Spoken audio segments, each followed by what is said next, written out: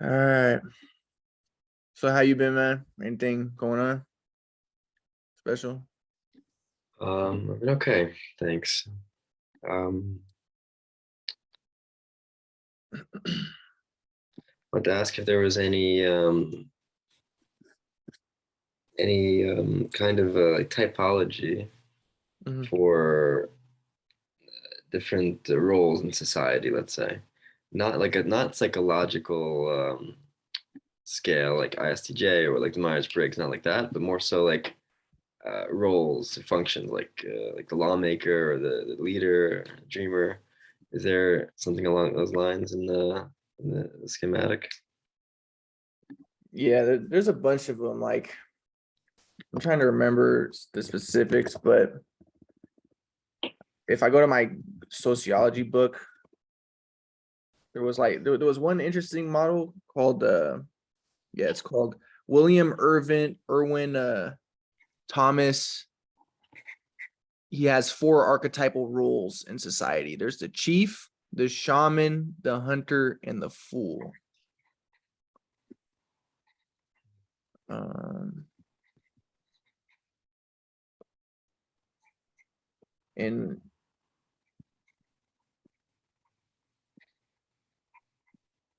Mhm. here's an interesting one because I was just looking up because I was looking up. I know that like the Russians, they the Indians, they had the four caste system, but not just the Indians. Like the Russians kind of had a four class system, and so did the Europeans. But I was looking up what it was called though, what the different uh levels are called, but I have to look it up. But not, when I was looking it up though, I just came across Czechanowski classified the European race as having four different races within it: the Nordic, the Mediterranean, the Lapinoid, and the Armenoid.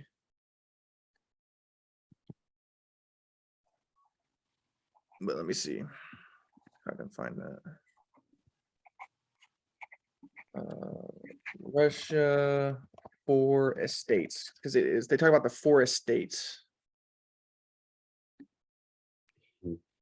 in Russia.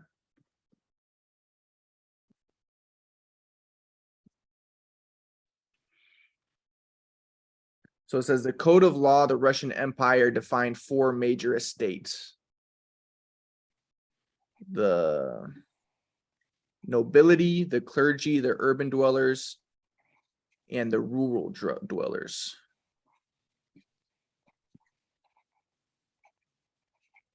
Let me add that.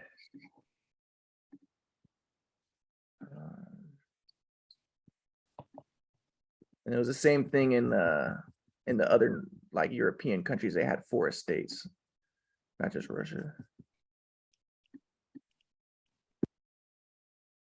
So Russia. And there was another interesting one where they had it was like that one that I mentioned, the first one with the fool in it, but the guy had a clown.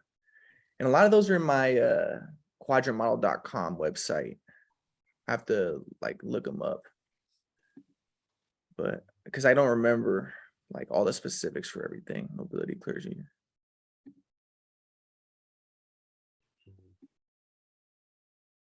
The shoguns, like or the in Japanese society, the Shogun Society had four castes too.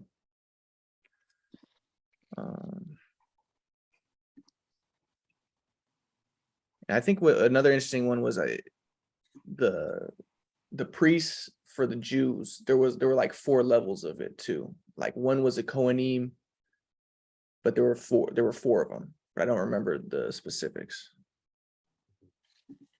Let me see.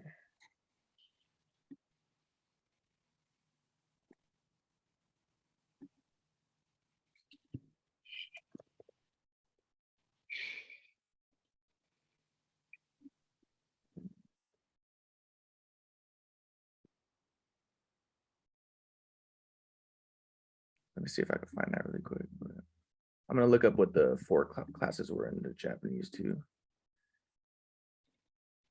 See, I have them in my books, but I have to find like where in the books they are. But Shogun Society. I just typed it into Google. Shogun Society forecast. So feudal Japanese society was divided into 4 different castes. The nobles. Let me see. The 4-tier. This is it's called the 4-tiered class system in feudal Japan. Was the samurai, the farmers, the artisans, and the merchants.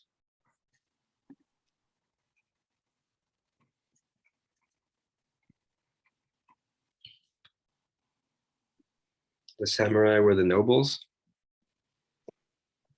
They were the. I think they're the nobles. Yeah. Uh-huh. Let me see if I can.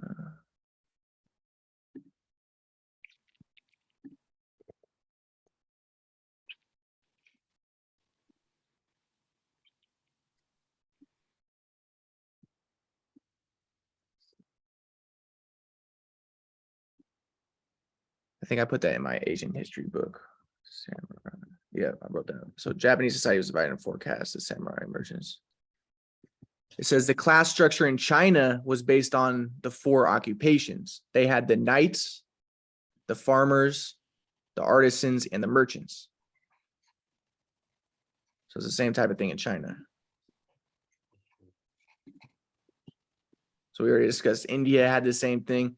And it wasn't just that too, because I was looking up like African groups, like the Faux group, the Faux in Africa. They had a 4 caste society.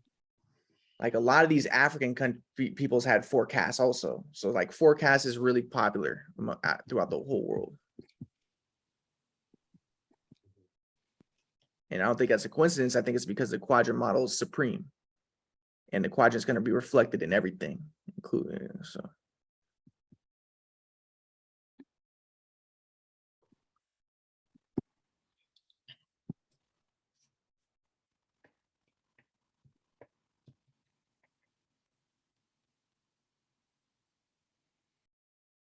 I know what I think it was a Weber. I think that's his name. He's like a famous sociologist. He also described 4 classes. He believed that society was made up of 4 classes. His name was like Max Weber or something.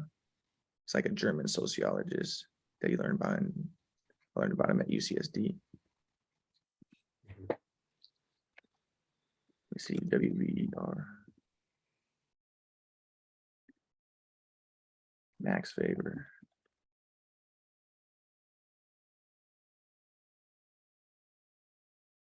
Classes.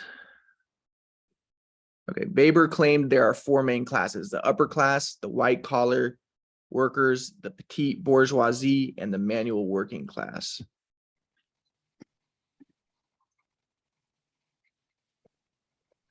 He's the most famous sociologist there is, Max Weber, one of them.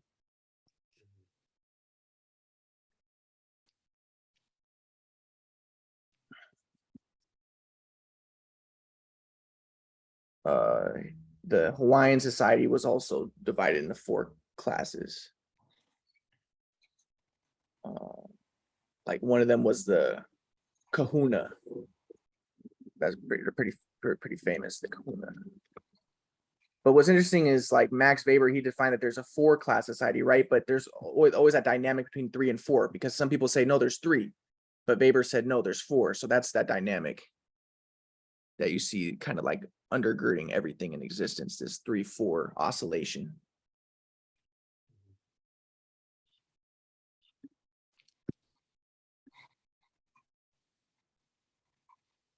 I think it's fundamental to being. So I think there's something like very elemental about this 3-4 dynamic. I think that is kind of like the basis of existence.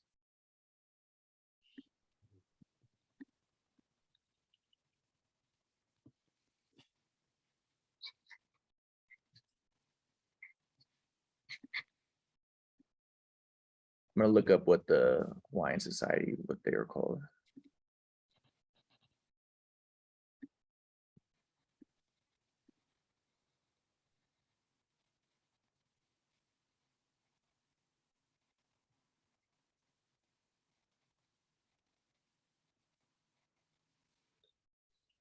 We have Okay. 4.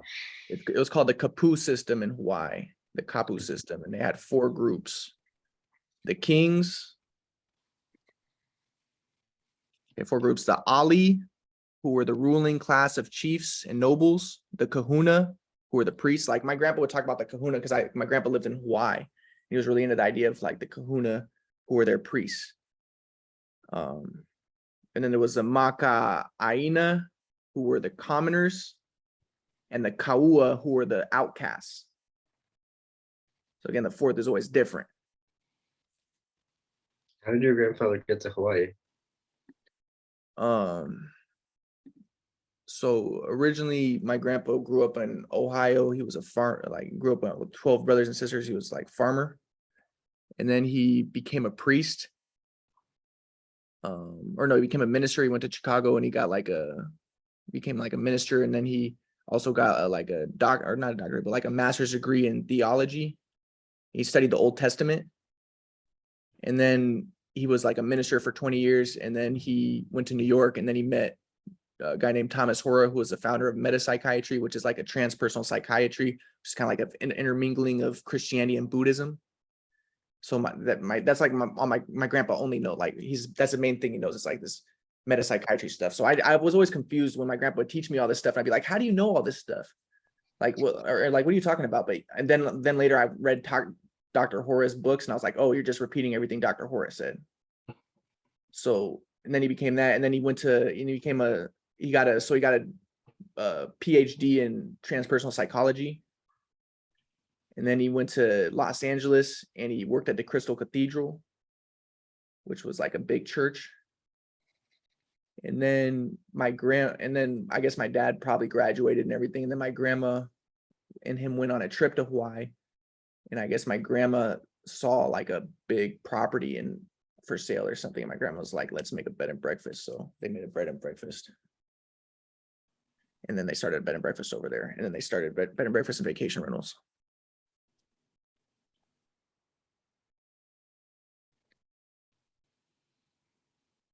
Did you ever go there? Yeah, I would go there a lot. Yeah. I went there when I was young, and then first time I ever had a real philosophical conversation was in the 9th grade with my grandpa over there. And that was the first time I really discovered the quadrant model, because I remember me and my grandpa were talking. I asked my grandpa, what is love? My grandpa said, we're walking on the rocks, and right outside is like bed and breakfast. And my grandpa was like, I think the love is the flow. And that's like oneness consciousness. And I was like, okay. And then my grandpa, we're just like walking, and my grandpa was telling me about how there's 4 types of consciousness, 4 levels. He said the first one is instinctual, second one's like magical, religious. This is according to some model that he was studying. The third one is rational, and the 4th level is trans-rational, transpersonal. And then I asked my grandpa, like we're continuing walking, talking and stuff. And I asked him, hey, Grandpa, do you think that the reason why the cross is such a powerful symbol is because it represents the 4 type levels of consciousness? This was in the 9th grade. And my grandpa was like, hey, I never really thought about that. I was like, yeah, that seems like that could be true. So I pretty much discovered the quadrant model when I was in the 9th grade. And then I really discovered it my sophomore year of college. Mm-hmm.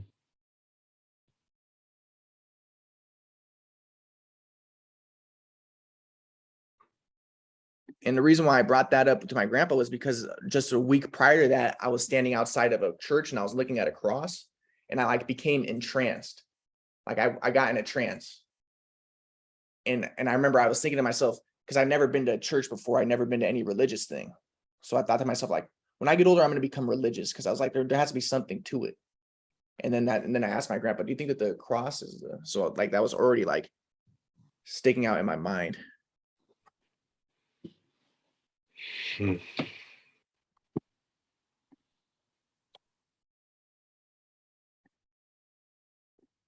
All right. I'm going to look up what the African groups, what the forecast that they had. But yeah, basically it's really popular, the 4 groups of people.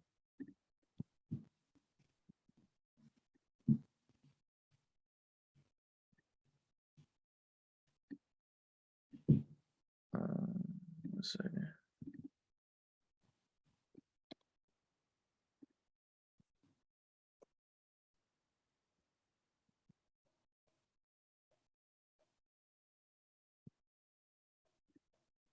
I'm also thinking like in Lord of the Rings, there were 4 groups of people that were in the fellowship. There was like the dwarfs, or no, the hobbits, the elves, the humans, and what are those things called? The dude with the red hair. It might have been a dwarf. Yeah, it might have been a dwarf. But there were 4 of them. And then also like in the Dorothy, what was that movie called where she goes to Kansas? Dorothy.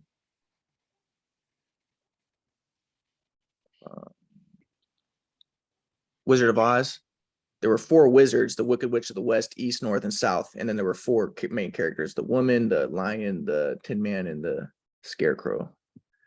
So, but you see this like pattern everywhere. Or was Big Bang, like the Big Bang Theory show? They have like the 4 main characters, and just like a lot of different shows, they have these 4. They have like they call them quadrants, or like South Park has the 4 main characters.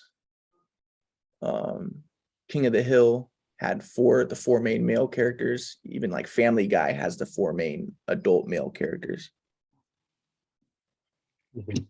And it seems like, it seems like there has to be like a conspiracy, right? It might be. Like I said, but there also might be conspirators. I mean, there might be conspirators, and it also might be, some of it might be organic. Might be a little bit of both.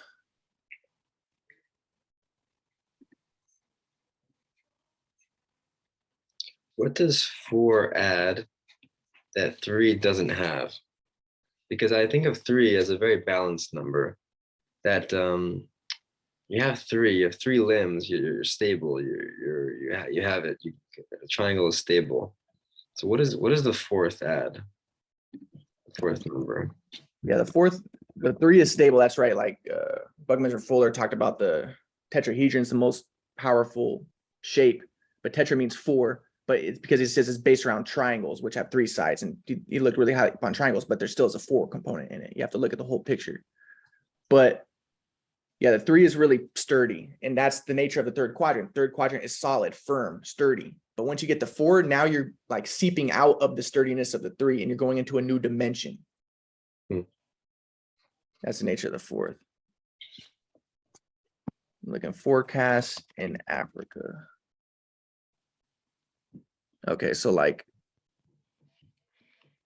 the Fula people, okay, the Aroma people have a 4-caste society. The Oromo people in Ethiopia. Are you looking this up? Is it on Google, or are you using something else? It's on Wikipedia. Yeah, okay. Google. So like, and there's a 4-caste society in Somali. There's a 4-caste society among the Fula people. There's a 4-caste society among the Tokoliar people. So I mean, it's pretty popular in Africa too.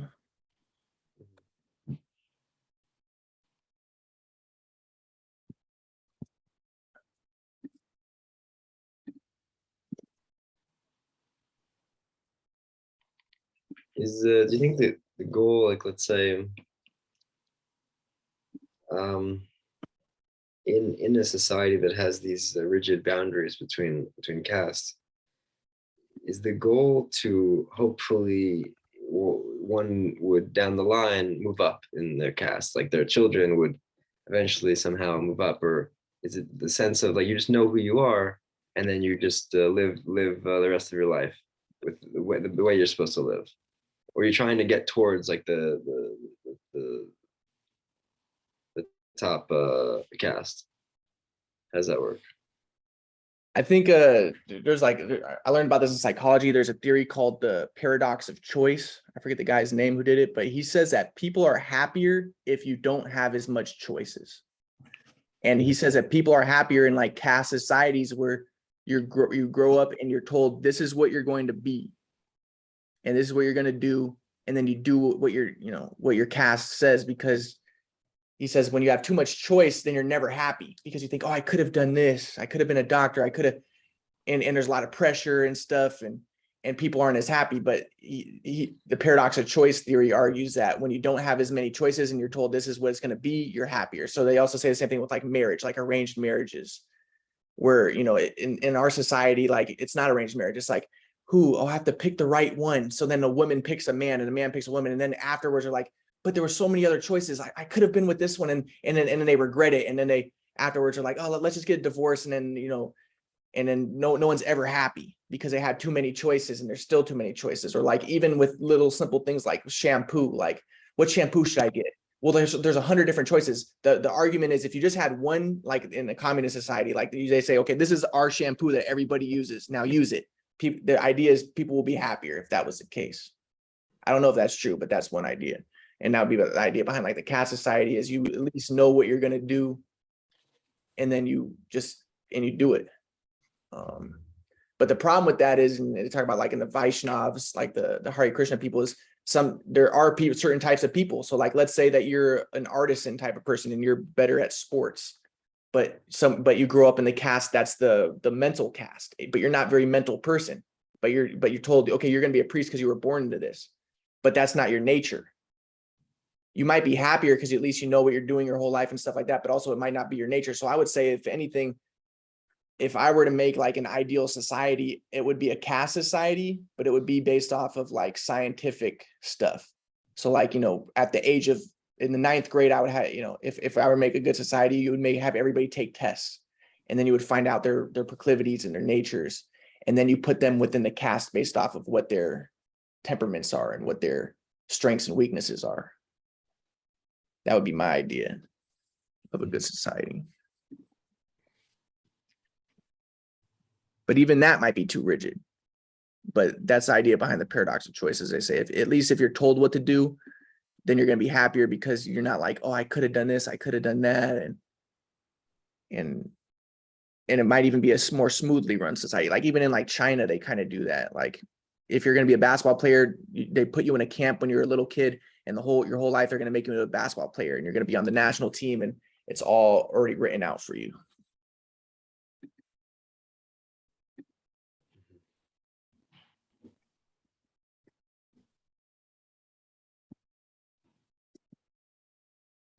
So like one example of the 3-4 dynamic is people will hear about a lot about the 3 wise monkeys. One says see no evil, the other one says hear no evil, another one says speak no evil.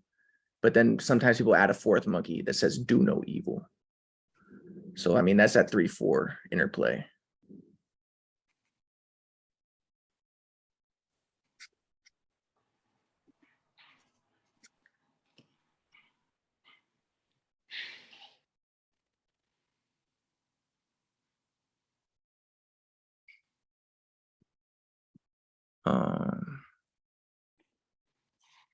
Another interesting one with the 3-4 interplay is Zizek.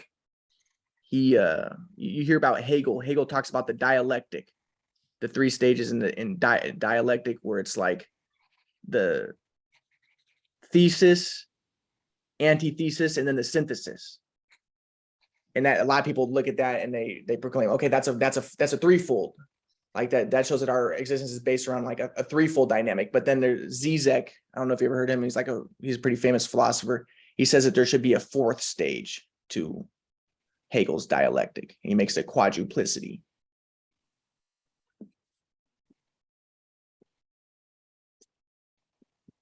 Or another example would be like James Joyce. So Vico said that there's 3 ages of man. There's the age of the gods, the heroes, and the men. But then James Joyce added a 4th age, the age of providence. And James Joyce, in a lot of his books, they're kind of like built around the number 4 in quadrants. So one thing like with the quadrant model is you always have to like look at the grand picture, look at the grand scheme. So one other example would be there's a picture called, or a painting called The Persistence of Memory, and it has 3 melted clocks in it. And then you look at it, go, okay, that's a triplicity. But the same painter later made a second painting of Persistence of Memory, and he added a fourth clock. So it's like, okay, that's a 3-4 dynamic.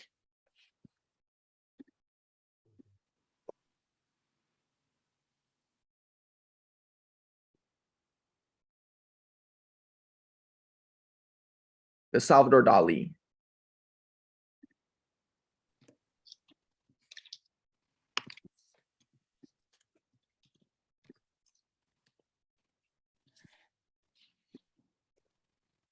Yeah, painting called Persistence of Memory. If you look at a lot of Salvador Dali stuff, he has a lot of quadrants, but that's every painter. Like somehow, like one example that I give of that too is there's a painting called like the Five Dancers. I forget who made the painting, but it's the Five Dancers, and you say, okay, though that's a 5, that's not 4. But an important part of the painting is the painter made the painting out of 4 colors, and he like explicitly did that. And the 4 colors are supposed to represent 4 different things. So you see the 5, but somewhere behind it is the 4. So you always have to look at the grand panorama, like the grand scheme, and you're going to find the quadrant somewhere within it, even if it's not readily apparent.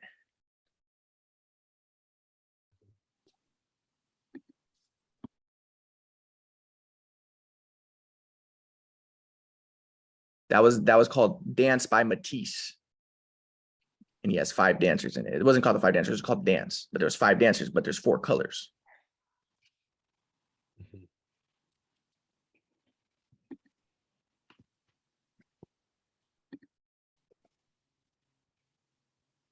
So there's something supernatural going on, in my opinion. It has to be.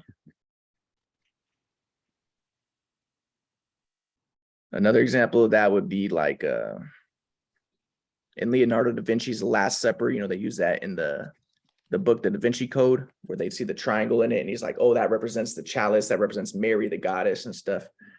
But there's 12 disciples, and he makes the 12 disciples into 4 groups. It's not, you can't really see it right off the bat, but there's 4 groups of them. Or like another famous one is the Luncheon on the Grass by Manet, where he has those three people sitting on the grass, and in the background there's a woman right behind them, like kind of standing. She's the transcendent 4th that doesn't fit.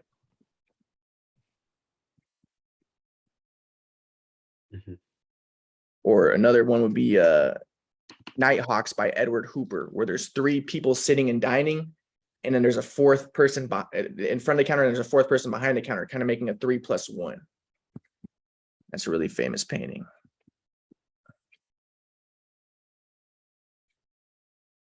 And then, like, a lot of people think, okay, there's 3 primary colors, right? But according to Herring, there's 4 psychological primary colors: yellow, green, blue, and red. A lot of people just say yellow, green, and blue. But he says, no, a lot of people say green, blue, and red are the only primaries. But Herring says, no, there's a 4th. It's yellow. So it's that 3-4 dynamic. And yeah.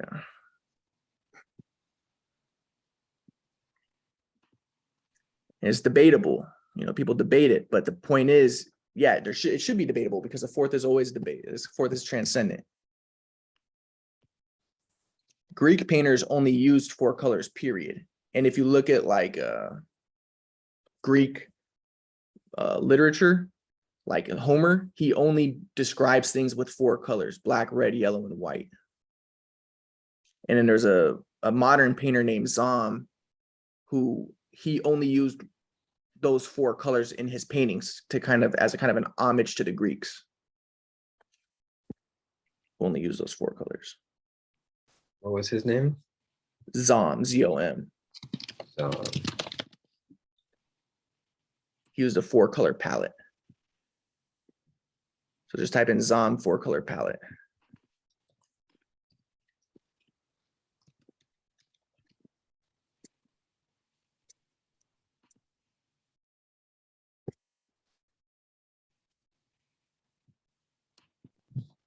You see it?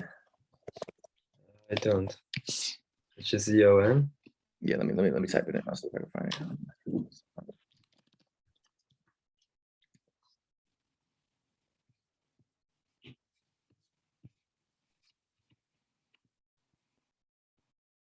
Yeah, I just looked them up and I can't find it either. But I found him a while ago.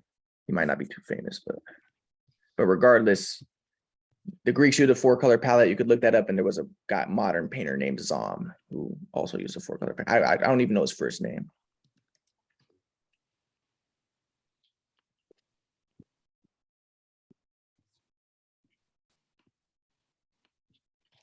Now this is kind of you see, like, it's stuff like this where people be like, oh, this is bad, but it's everywhere, even in like negative stuff. So Hitler, over his fireplace, he had a painting by Ziegler called The Four Elements. And it was 4 white women, like, Nordic women that represent the 4 elements. It's kind of interesting.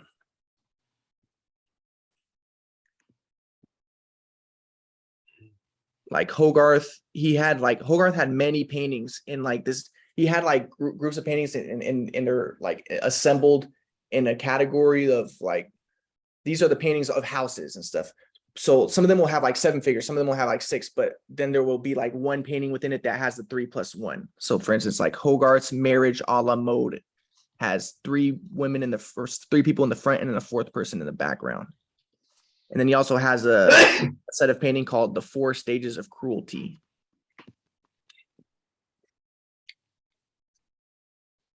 Mm-hmm. And he also has a set of paintings called The 4 Times of the Day.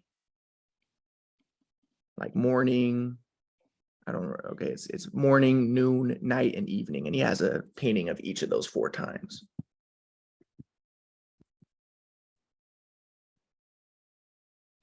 Now, like, there's other stuff like Van Gogh. It's not so apparent, but he made a painting of a bunch of people sitting around dining, and behind them is a window in the form of a cross, right? A cruciform, a quadrant. And people say, oh, well, that was an allusion to the Last Supper and the crucifixion. So it's stuff like that. But he was very religious. Van Gogh is very religious. So, but it doesn't really matter. The point is the quadrant has revealed itself, and it reveals itself everywhere. Mm-hmm. Okay, like here's another example is the Scream by Edvard Munch, the one that where they get the mask, the Scream mask, where he's like holding his head together. Well, it's just a regular painting of a guy holding his head together screaming, right? But there's 4. He made 4 versions of the painting. So it's stuff like that. So if you just look at the painting, you're say, okay, where's the quadrant in that? Well, there were 4 versions. There's the quadrant. That's how the quadrant reveals itself. Or like Matisse, he had a series of paintings called the Back series. And there was like a back 1, back 2, back 3, back 4. And the 4th one was very, very abstract, very different from the first 3. So that's the same type of thing. Like, and you have to question, like, how is this all happening? There has to be some sort of conspiracy. It could be organic, but it's like, whoa, this is getting intense.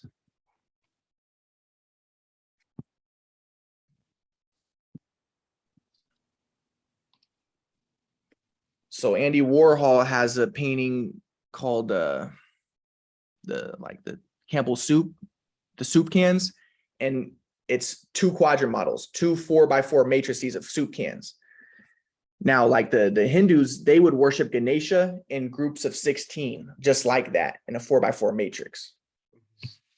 So stuff like that. Or Frank Stella, he had a lot of paintings that were abstract, but there would be quadrants in it. So like he has a painting called I think it's called Haran 2. But in it, there's like circles, but the circles make a cross. Stuff like that.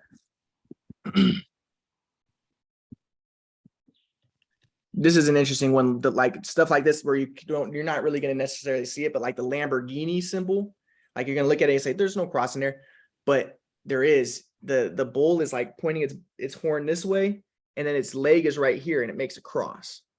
The bull, its horn and its leg. And people might say, well, that's not intentional. I think it is intentional, but even if it isn't, it doesn't matter. The cross has revealed itself. So that's the way I look at it.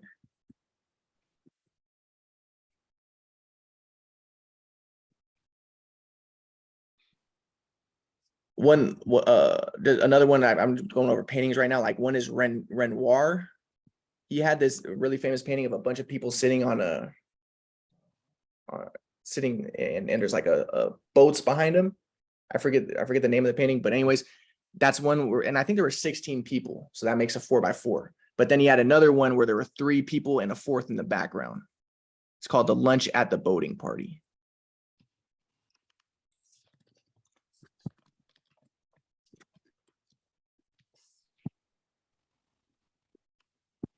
So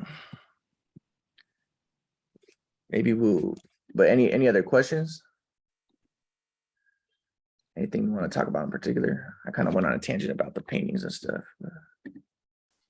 So like one thing I want to mention about like music is, again, you always have to look at the whole scheme. So it's not always so obvious how the quadrant's showing itself. So like one example would be Mozart made a painting called like the Jupiter Symphony, and I think it has 5 movements, right? Mostly they had a lot of these composers used four movements, and it'd be like a 3+1 again. But this one used 5. So you go, oh, well, that's not a quadrant. But the most famous part of the Jupiter Symphony is his 4-note motif within it. And another important aspect of this is, again, we're looking at we're looking at 4 domains of inquiry: science, religion, art, and philosophy. There's 4 main domains of science: physics, chemistry, biology, and psychology. There's 4 main domains of music, or of of art, which is painting, music, dance, and literature. And you're going to see that even though these are opposite quadrants, art and religion are the second quadrant and third quadrant, so they're kind of connected, but they're different. You're seeing a connection between them. The Jupiter Symphony. Who is Jupiter? Jupiter's the god of the Greek, or of the Romans. And you see, even in the Renaissance, even way in the future after the Renaissance, that's when artists start utilizing the Roman gods within their works. And that's what Mozart did with the Jupiter Symphony. So we're seeing the connections between the different domains. They're always linked. Are there 4 realms within the religion sphere? Yeah, it's Buddhism is the first, Christianity, Hinduism, and Buddhism, Christianity, Islam, and Hinduism. Those are the 4 world religions. I listened to a teaching company course, and the professor said there's 4 world religions, and he delineated them like that. And he said there is a questionable fit, though, Judaism, but he said technically it's not a world religion because it doesn't proselytize, according to him. He said that's a consensus among most sociologists.